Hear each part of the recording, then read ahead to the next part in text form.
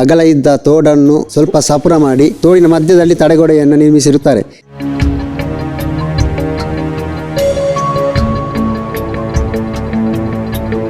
ಪುತ್ತೂರು ತಾಲೂಕಿನ ಶಾಂತಿಗೋಡು ಗ್ರಾಮದ ಕೈಂದಾಡಿಯಲ್ಲಿ ನೀರು ಹರಿಯುವ ತೋಡಿಗೆ ಅಕ್ರಮ ತಡೆಗೋಡೆ ನಿರ್ಮಿಸಿರುವುದಕ್ಕೆ ಸ್ಥಳೀಯರು ಆಕ್ರೋಶ ವ್ಯಕ್ತಪಡಿಸಿದ್ದಾರೆ.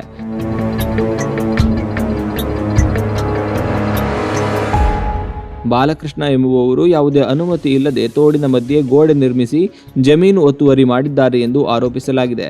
ಇದರಿಂದಾಗಿ ಮಳೆಗಾಲದಲ್ಲಿ ನೀರು ಕೃಷಿ ಜಮೀನುಗಳಿಗೆ ನುಗ್ಗುವ ಭೀತಿ ಎದುರಾಗಿದೆ.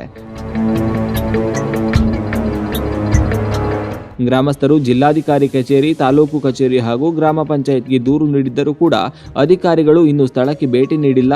ತಕ್ಷಣ ಕ್ರಮ ಕೈಗೊಳ್ಳದಿದ್ದರೆ ಪೊಲೀಸ್ ಠಾಣೆಯ ಮೆಟ್ಟಿಲೇರುವುದಾಗಿ ಗ್ರಾಮಸ್ಥರು ಎಚ್ಚರಿಸಿದ್ದಾರೆ. ಶಾಂತಿಗೋಡು ಗ್ರಾಮದ ಕೈಂದಾಡಿ ಬಾಬುಗೌಡರ ಮನೆಯ ಕೃಷಿ ಜಮೀನಿನ ಪಕ್ಕ ಅಗಲ ಇದ್ದ ತೋಡನ್ನು ಸ್ವಲ್ಪ ಸಪುರ ಮಾಡಿ ತೋಡಿನ ಮಧ್ಯದಲ್ಲಿ ತಡೆಗೋಡೆಯನ್ನು ನಿರ್ಮಿಸಿರುತ್ತಾರೆ. ಇದರಿಂದಾಗಿ ಮಳೆಗಾಲದಲ್ಲಿ ಜೋರು ಮಳೆ ಬಂದಾಗ ಮಳೆ ನೀರು ಜಮೀನುಗಳಿಗೆ ನುಗ್ಗಿ ಕೃಷಿಗೆ ತೊಂದರೆಯಾಗುವ ಸಾಧ್ಯತೆ ಇದೆ. ಈ ಬಗ್ಗೆ ಜಿಲ್ಲಾಧಿಕಾರಿಗಳಿಗೆ ಹಾಗೂ ಕೆಲ ಹಂತದ ಅಧಿಕಾರಿಗಳಿಗೆ ನಾವು ಕಂಪ್ಲೇಂಟನ್ನು ಕೊಟ್ಟಿದ್ದೇವೆ.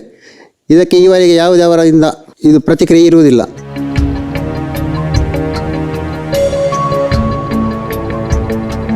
ಅಂದರೆ ಅದರ ಸ್ಟಾರ್ಟಿಂಗಲ್ಲಿ ಸ್ವಲ್ಪ ಅಗಲ ಮಾಡಿದರೆ ಏನು ಸಮಸ್ಯೆ ಇರ್ತಿರಲಿಲ್ಲ. ಇದು ಅಲ್ಲೇ ಸ್ವಲ್ಪ ಅಗಲ ಕಡಿಮೆ ಮಾಡಿದ್ದರಿಂದ ನೀರೀಗ ನಮ್ಮ ಕೃಷಿ ಜಮೀನುಗಳಿಗೆ ನುಗ್ಗಿ ಮಳೆಗಾಲದಲ್ಲಿ ಕೃಷಿಗಳಿಗೆ ತೊಂದರೆಯಾಗುವ ಸಾಧ್ಯತೆ ಇದೆ.